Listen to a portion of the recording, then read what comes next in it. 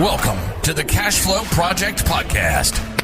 Are you looking to better your financial situation by increasing your cash flow? Too busy to hunt for real estate deals or don't know where to start? Then you're in the right spot. Join us as we dive in and talk about investing for cash flow using multifamily real estate.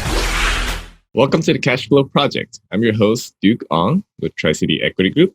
Today we have Kevin Gardner on the show. He specializes in helping multifamily operators with negotiating cable and internet contracts to drive NOI. With me is my co-host, Steve Fierros. Yeah, thanks, Duke. Yeah, what a great show that our listeners are in for a treat today. Talking with Kevin. I know he gave some great highlights on additional tools that new operators may not be aware of in terms of renegotiating contracts or having leverage with utility companies. And how it can be a nationwide benefit to property owners. So if you've got property in Texas or in the Mideast or Mideast and the central U.S. or on the East Coast, you can this is a point of leverage for property owners, and also to different asset classes, benefit to asset B, C class properties or people looking to maybe to transition a property up to a different class. And then a key focus for them is just educating property owners. So they specialize in working with new property owners, really just to give them different tools they can to boost that NOI. Kevin spent nearly 20 years with Comcast, including several executive positions. Throughout his career, Kevin was responsible for managing the team that negotiated telecommunications access agreements for cable companies with multifamily property owners.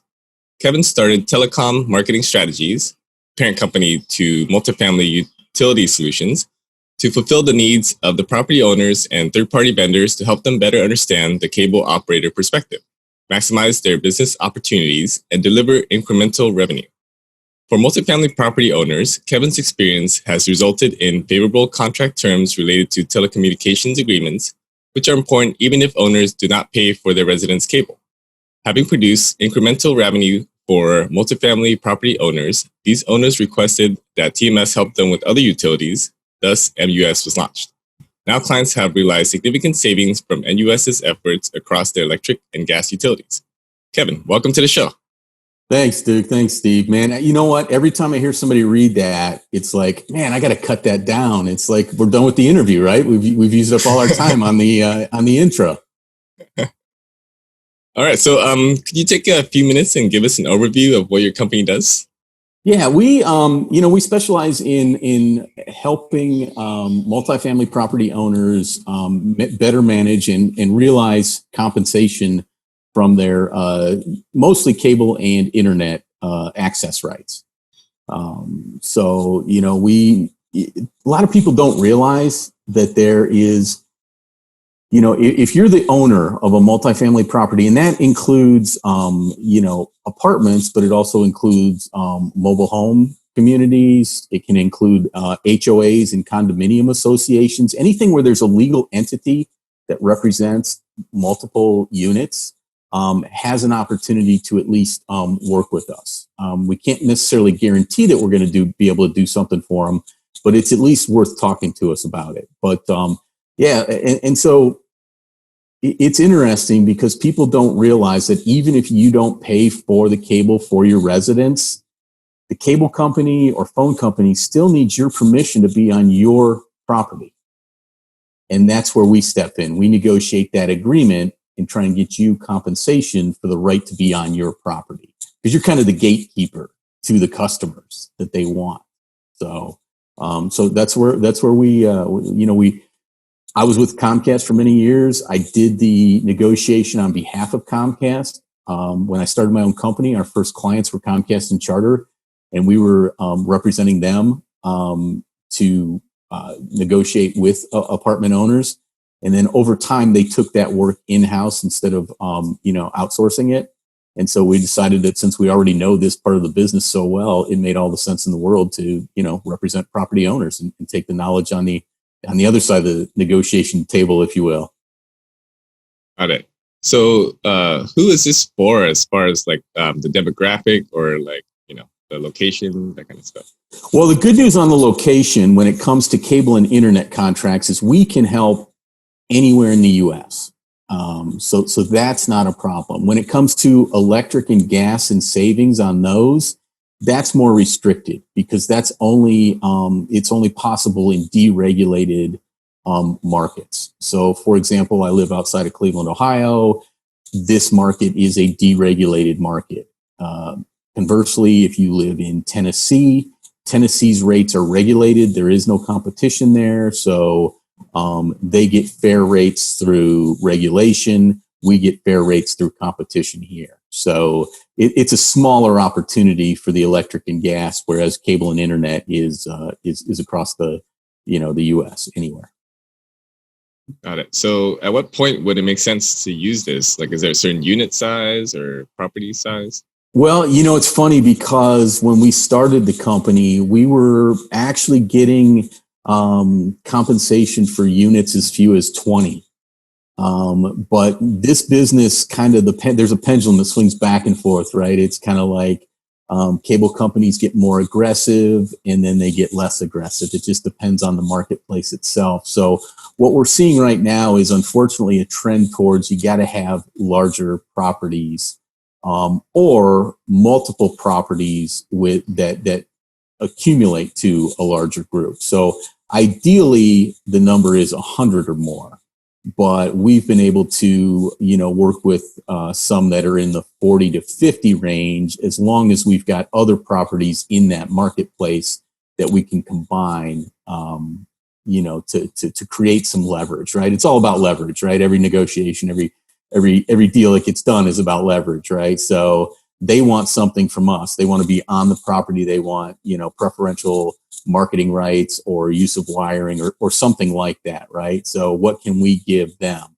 If we're only giving them, 40 units, we don't have a lot of leverage. If we're giving them 400 units, we've got a lot more leverage. So even if those 400 units are a combination of, 250s, 100 and a 200, that still creates more leverage than a 50 by itself might.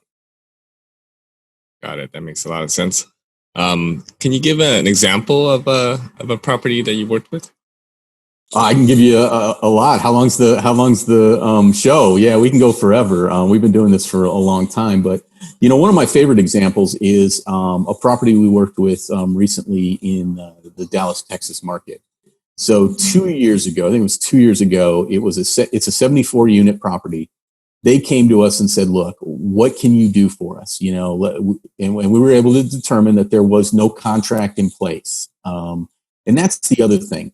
The first thing we do is we work with the property owner and the existing cable company to determine, is there an existing contract in place? Because oftentimes because we work a lot with new property owners, they just bought the property and maybe the contract wasn't in the due diligence.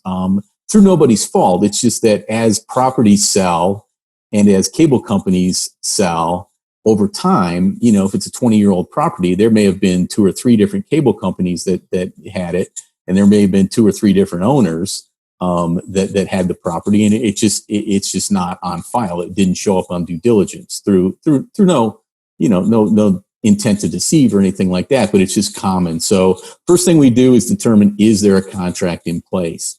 And if there is, then we get a copy of it. We give it to the owner and say, here's the terms. Here's what because the property, the contract goes with the property, not with the owner. So if you sell the property, the contract is assignable and goes with it. I've seen that 99.9% of the time. That's the way it works. So the owner, if there's a contract in place, then there's nothing we can do. Other than making sure that if there's like some form of like revenue share compensation or something like that there's a change of ownership filed with the cable operator so that the checks now go to the new owner instead of the old owner. We just did that yesterday. I did that for a client who bought a property. There was already an agreement in place. And then we just made sure that we submitted a change of ownership and a new W-9 to the cable company. In that case, it was Spectrum, and they converted it over to make sure the new owner gets paid. So if that's the case and there is a contract, there's really nothing we can do. If there's no contract, that's where the negotiations begin. and we try and determine, what do you want? There's different kinds of compensation that you can get. So there's two types of agreements. One is what's called a bulk build agreement. And in that scenario, the owner pays for the cable and or internet for all units that they have. And then they mark it up to include it either in the rent or as an addendum or something like that to the lease. So instead of maybe charging $500 for, a unit, maybe you pay $50 or $60 for cable and internet because you're buying it in bulk. And then maybe instead of charging $500, you charge $600, but it includes now cable and internet. And if I'm looking at that as a prospective renter, I might be like, well, my cable and internet bill is $120.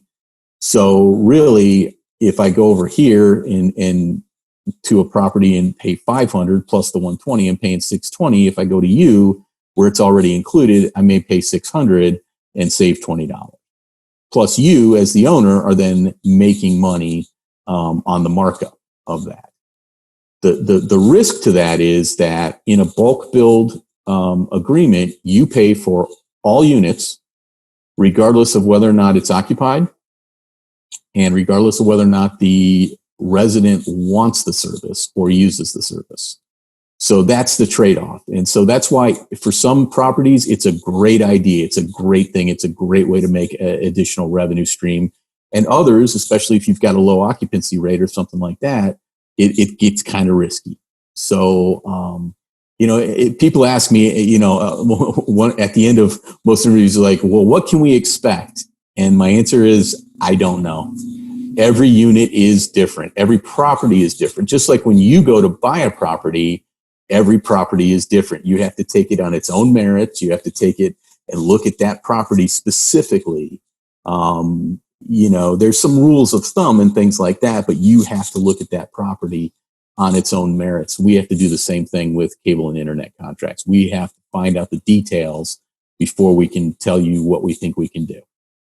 So that's the one. That's the bulk build agreement. The other agreement is what's called right of entry. And in that case, all you're doing is granting to the cable company or phone company or whoever it is the right to be on your property to then provide service to your residents. You are not paying anything. And in that scenario, there's typically two different types of compensation that you as the owner can get. You can get what's called a door fee or a signing bonus, which is a one-time lump sum payment at the beginning of the contract in exchange for signing the agreement. Or you can get ongoing revenue share, which is exactly what it sounds like. It's like a commission. You get a percentage of the revenue that they get from your tenant base. And it's usually paid out quarterly based on a sliding scale is the most common one that incents you to help them get more customers. So you may get 2% of the revenue if you've got 20% of the customers, and you may get 4% of the revenue if you've got 40% of. The higher up you get, the more residents you can help get, service to take service, the better your revenue share is going to be. So those are two basic ones, and we got to look at the property to figure out what's best for the owner. So what's the biggest obstacle that you face with the multifamily community, and how have you helped them overcome that? It's really education, especially for new owners. They don't realize that this is an opportunity to get revenue. The most common thing when I talk to somebody initially, they say, well, we don't pay for the cable, so we don't really need an agreement. And they don't realize that the rights. So it's really an education thing, informing them and taking time on the front end. And that's why I love doing shows like yours, is because that's what we're doing here. We're educating people that may not be aware of the fact that, hey, wait a minute, I have an asset here. I have value here. I can get something for it, and this guy can help me get something for it. So that's really the biggest obstacle that we face. Yeah, that makes sense. Just like mineral rights or oil rights or stuff like that, right? Exactly. Right. Or, some people, that are looking for additional revenue. You've got the laundry services, you've got, all sorts of things, right? So you got to try and leverage the property to the best of your ability, and we can help do that. So, we look at it this way. If we can increase the NOI, even if it's a few dollars a unit per month, if you're going to try and refinance that thing, it starts adding up. If you can find 3 different ways to add, $5 a month and you're at $15 incremental NOI and you go to refinance it on a 100 unit, property, it's going to be material. Yeah. And that's why we love multifamily, is that Exactly. ability to drive NOI. Yep. So that's what we're all about. We're about helping the NOI. All right. So shifting gears a bit, in your experience as a marketing director in the past, what advice would you give a business owner who is looking to scale up the marketing? It's amazing how many different resources are available to you that don't cost money. It's funny. There was always this internally at Comcast. There was always this battle, right? The finance people were always skeptical of the marketing people because the marketing people, they just wanted to put advertisements out and all that kind of stuff. And there was always this tension. And I gained a lot of respect with the finance people by explaining to them, look, I'm a business person first, just like you are. Your role, your major. My major is business. My minor is marketing, right? So I'm here to drive the business. The way I do it is through efficient marketing and all about return on investment. And the way social media is now and things like that, I mean, it's just amazing how much attention you can get by understanding social media as opposed to, doing a TV commercial or things like that. Just because I could do a TV commercial in the past didn't mean I wanted to, and it didn't mean it was the right thing to do. So a lot of it is really just digging in and figuring out who am I trying to reach and what's the most cost-effective way to get them. So it's really not about big budgets and spending a lot of money. There's just so many different opportunities. And as a startup company, you got to take advantage of it because you don't have the deep pockets like a Comcast or Spectrum or anybody like that. So you have to be creative and look for those opportunities. And they're there. They're there if you look hard enough. So Steve? Yeah. Thanks for sharing so much wisdom here, Kevin. Yeah, talking specifically about marketing, obviously this is going to be something that we can see as operators as being a benefit to, not only our business, but also to, our residents. Is that something, speaking on the marketing side, is that something that you can typically help the business owners with, or are we completely kind of responsible for that, or have to come up with our own marketing? Do you have any tools available for operators to help kind of get to drive the point across, like, hey, this is a good opportunity for you? We don't necessarily, because there's so many. We really specialize in just the utility piece of it right now. Certainly, with my experience, I could help, but it's not a segment that there are other services out there that specialize and only do that. We wanted to be like the subject matter expert in one area, as opposed to kind of all serve a bunch of different, goals. And even to that point, we say utilities, but our specialty is cable and internet. We do electric and gas, but because it's regulated and you can only do it in certain markets, we don't do as much of it. Water conservation, trash removal, those are something that people think of as utilities, but I'll be honest with you, I'm not a subject matter expert in any of those. But if you come to me, I've got a guy who is an absolute subject matter expert in trash removal and, waste removal, recycling, all that kind of stuff. I will put any owner in contact with Tyler, and he'll do the same when somebody comes to him and says, and so we've got this great relationship. If somebody's looking for trash removal, call Tyler. And if Tyler gets a call about somebody looking for what can you do for my cable and internet, call Kevin. And, I'd rather be a subject matter expert in one thing than, not in many things. No, that's perfect place to be, right? Like, you want to be that, I got a guy. I do. It's funny. And this is probably not even, and you mentioned that, and because we've got other business segments as well. But I had a guy, like 6 weeks ago, reach out to me, and he said, "Hey, man," he goes, and I do business with him because we also help like people that do cable installations or cable sales get contracts with cable companies. And he's like, and he's got a company that does that, but he's like, hey, he goes, I don't think I ever told you this, but I'm a part owner of a bourbon distillery, right? And he's like, guess what? We're pivoting and we're going to make hand sanitizer now. Right. He's like, do you know anybody? And all that kind of stuff. And, so he's like, he knew a guy and I know people. And since that time, I've connected him and his group with numerous people, and we've made, numerous sales to help him out. And, it's kind of like, I've taken 30 years to build. Somebody was like, oh, you did that. And, in a week you made, whatever commission we made off it. I'm like, yeah, but you got to realize I've spent 30 years building this network. It's not like it just happened one day, in 1 week. So any payoff I get now for the building of the network, it's taken 30 years to do it.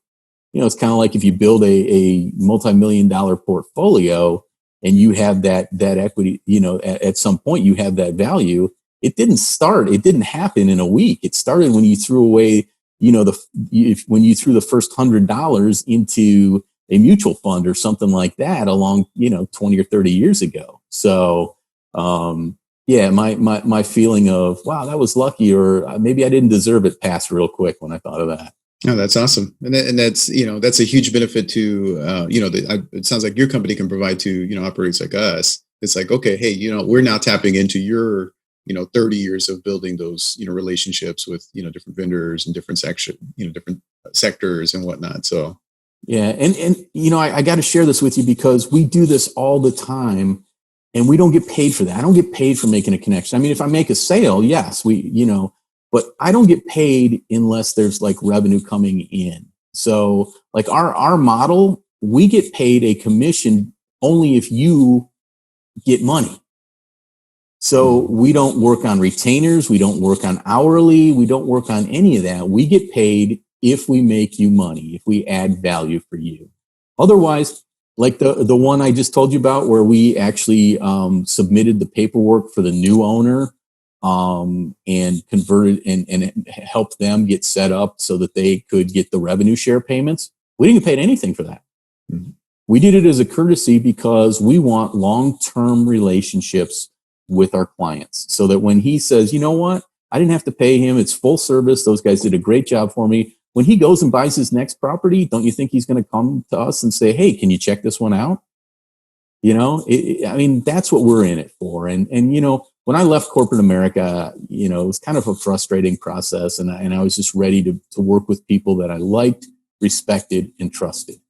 And, I don't like our contract is like 2 pages long because I don't need to protect against this. And it basically says, if I get you money, you pay me a percentage of it. End of story. I mean, it's that simple. I don't want it to be complicated. I want to work with people. I don't even have a contract with the guy who I'm selling hand sanitizer for because I've worked with him for, probably going on 8-10 years and he's always paid me. So why wouldn't he pay me now? We don't have a contract in place. I felt no need to. Just built on trust, right? So that's key. It is. And, at a certain point I can get burned and, I realize that. But, for the one time out of 100 I get burned, the other, 99 times it works out. Well, I love that. That sounds, similar, not on that part, but just, building these relationships based on trust, that's kind of what we'll get across to, our residents. It's like, hey, you can trust the management, you can trust it, and that spills over from the contacts and the business relationships that we have. Obviously if that's the experience that you're delivering to us, and obviously that's something that we can feel compelled, to deliver to our, our residents. Right. So it kind of creates this whole culture of kind of that. So it's great. Well, you know what it does? It ties back to your earlier question about marketing, right? And how you can market for $0 by being a good service provider, right? I mean, there's no more powerful marketing than word of mouth. Mm-hmm. And word of mouth, you can't buy, but you can invest in your residents or, to do that. You can't buy them to do it necessarily, although maybe some you can. But, sincere word of mouth referrals are so powerful. So, right. Yeah. Well, I just wanted to touch back earlier. You made a comment about who your service might be ideal for, properties that are, 100 plus units, or larger. Obviously, you can work with smaller, but do you find that there's a particular asset class that this may work, better for than others? C class, B class. Is there A class? Is there, do you feel like it's a little bit better? Maybe a better opportunity for certain services or certain, asset classes? Not necessarily, because the cable company, when we go to negotiate with them, they're going to do their own ROI model, right? So they're going to look at each property. So here's a C-class property over here with 100 units. Here's a A-class property over here with 100 units. I may make a different offer for the C than I make for the A because I've got more customers in the A and they're taking more services than they are in the C. Because it's all about, again, they're not signing these things just because, they're nice guys. They're signing them because they are protecting or growing their assets, their customer base, their revenue, and things like that. So, that's what they're gonna tell us, what's the value of that? I'll give you something over here and I'll give you half of that over here because I make half as much off these 100 units as I do off these 100 units. So we take all of them, and, we find a lot of people too, if they don't like their offer. So we work with a lot of new investors, right? So they're just coming into this. They're the ones a lot of times watching your podcasts and things like that, trying to learn. They want to know, how can I, what can I do and how can I do better? And the interesting thing is that, these are the folks that maybe are buying a C and trying to go in and make some changes and bump it to a B. We've seen where we've gone in and we've gotten what I would call a fair offer for a C property, but we know that they're going to go in, and if you're signing a 10-year agreement, do you want to sign it as a C, or do you want to wait until it's a B, even if you're waiting 6 months or a year, and then sign the contract and get the value you would get as a B as opposed to what you might get as a C? So we even tell clients that sometimes, look, this is the offer. We can't guarantee that if we wait a year, but if you do everything you say you're going to do, and, your occupancy goes up and you get, a better, clientele that's maybe more likely to not be as much a concern about non-pays, or maybe they'll take more services, the value is going to go up for the agreement as well. And I'd rather wait a year and get a better offer than, do a deal now. And you know what? I don't know that we ever finished the story about the property in Dallas, right? So, I think we touched on a property in Dallas, a success story where there were only 74 units, and we got an offer, and it was okay. It wasn't great. And so they weren't happy with it. They didn't want that. So what I did is I networked, right? We talked about networking previously, right? And the power of networking. I networked, and I was able to find 4 other property owners. I was able to go to the cable company and say, look, I'm not negotiating for one property of 74 units now. I'm negotiating for 12 properties with 1,600 units. What offer can we get? So this guy became one of 74 of 1,600 and one of 12 instead of one of 1 and 74 of 74. And his offer was more than double what it was a year prior. So that's another example of leverage and, trying to make sure that's something that we can do is pull owners together. We have a proprietary database where we keep track of who's in what market and things like that, and try and reach out. And, just again, to try and create leverage that maybe the owner doesn't have the time or the ability to, create on their own. That's something that we can do.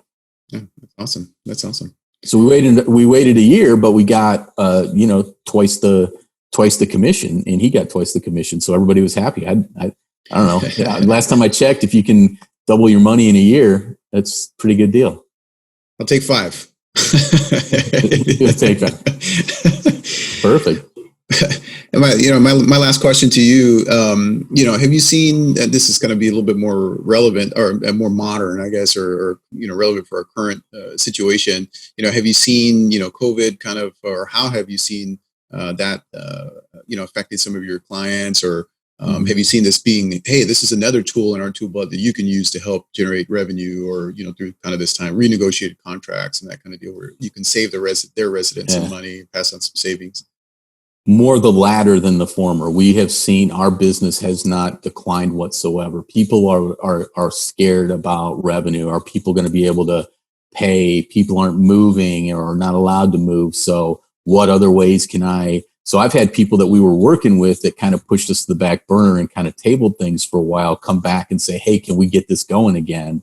Now, recently in the last week or so, as things are loosening up a little bit, we have had ourselves pushed to the back burner because now they're getting ready to reopen their properties and things like that. And let's face it, at the end of the day, it's residents and rent. Any amount of money we produce for the owner is not gonna, be as much impact to their bottom line as occupancy and people paying rent on time. And I get that, and I totally understand that. And I know my place in the food chain, and I accept it. No problem, right?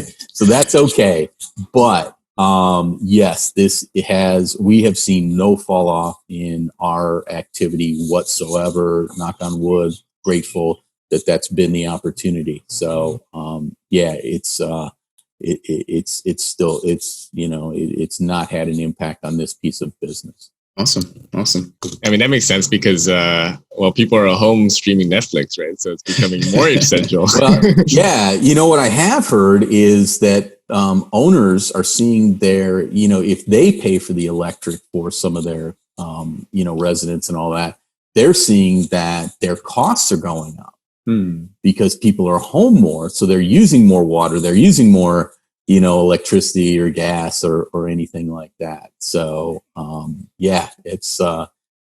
it's been a real impact for them, in those areas. So if we can help them get some additional revenue, that they're very open and eager for us to do that. All right. So let's shift gears to the fire round. What is fire the best?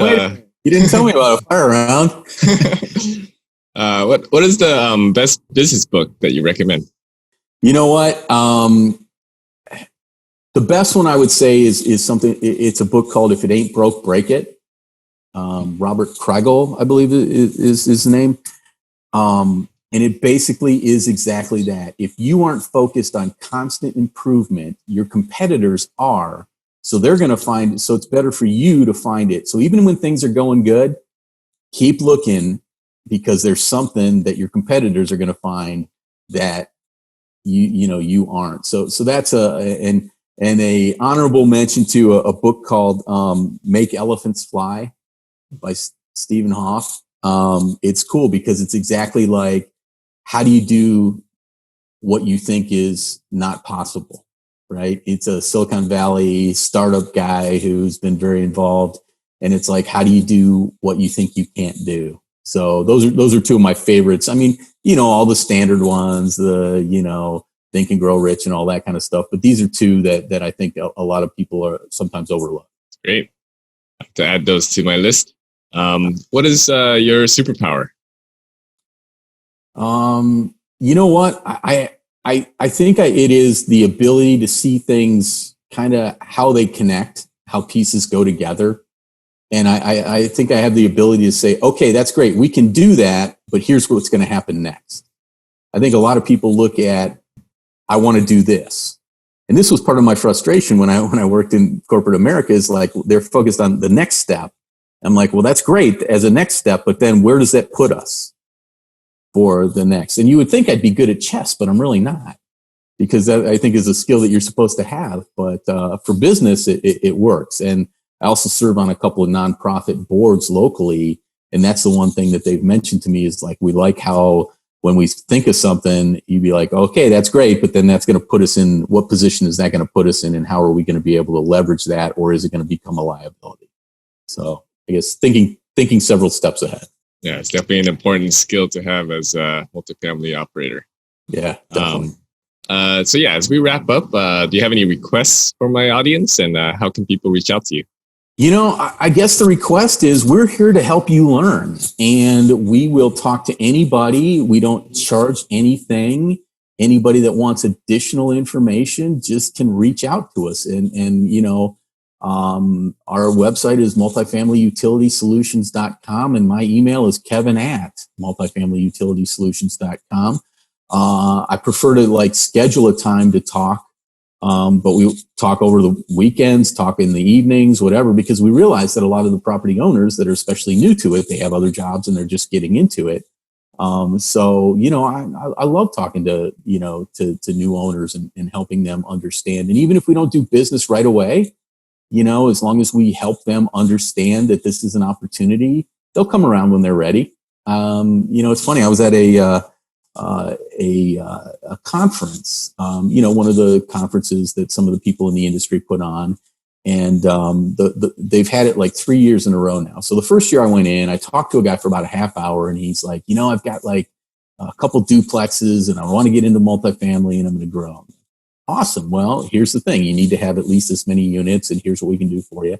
I saw him at the next one, and he was like, "Hey, I was just thinking about you because I'm getting ready to close on a 65 unit deal, and I want to call you and get that going." I'm like, "Great, let's do that." And a few months later, he closed on it, and we were able to make him, something happen.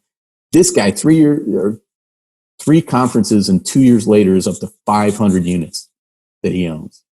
So I took the time 2.5 years ago, to talk to him when he didn't have enough, and now he's a great client of mine. So, we realize, we're here for the long haul. We're not here to make a quick buck and get done. And we're here for the relationship, not for the event. So give us a call. Let's talk. We're glad to share whatever knowledge we have. I'm a big fan of doing the next right thing. And, to me, that's the next right thing is help people. And then they'll help you when they have the opportunity as well. That's a great business philosophy. Thanks. All right. So thanks so much for joining us on the show. Yeah, guys, I enjoyed it, man. This was great. I can't believe it's been 45 minutes has gone by quickly. So it's been very enjoyable. That really was an awesome show. A great interview with Kevin Gardner over with Multifamily Utility Solutions. Wow, you really gave us some great tips on how new property owners can have leverage where maybe they didn't realize that they were with the utility companies, especially benefiting owners or operators with properties in different states, thinking that they maybe only have a limited tool bag working in their individual market, but this is a nationwide benefit. It could be anyways. And also for different property classes. Now, ideal property size would be 100 units or so, but talking with Kevin, this could be a great benefit for owners who have fewer than that unit. So it could be 50, 75 units. It could be also a great point of leverage to take back to the utility companies and really boost the NOI and increase value in the process. This also he doesn't do, or they do just key on the education piece. That's really going to be a big boost. So for new property owners, great to get in touch with Kevin. Just so all of the available resources to you. But yeah, it was a great show. And if you are interested in connecting with us, go to tricityequity.com to learn more. To connect with like-minded investors, join our Facebook group, Honolulu Multifamily and More. And if you found value in this podcast, please subscribe and give us a rating and review on Apple Podcasts or Stitcher. If you know anyone who might resonate with today's podcast, please share the episode with them. See you next time.